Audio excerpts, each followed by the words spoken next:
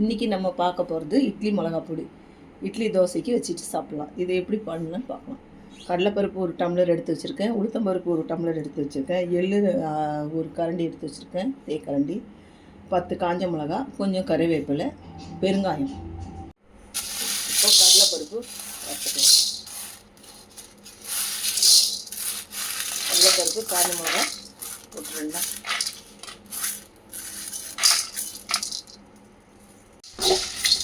பெருங்காயம் 2 பீஸ் போடுறேன். கட்டி பெருங்காயம் 2 பீஸ்.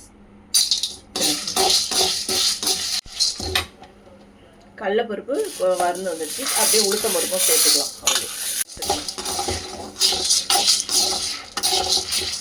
நல்லா வறுத்துக்கணும். வறுந்து வந்துடுச்சு. எள்ளையும் அதிலே போட்டுடலாம். இது எல்லாம் சேர்ந்து நல்லா வறுக்கணும். இது நல்லா வறுந்து வந்துடுச்சு. கறிவேப்பிலை அலசி வச்சுருக்கேன். அது லாஸ்ட்டாக காஞ்சதை அலசி வச்சுருக்கிறதுனால ஈரம் இருக்கும்ல, அதுக்காக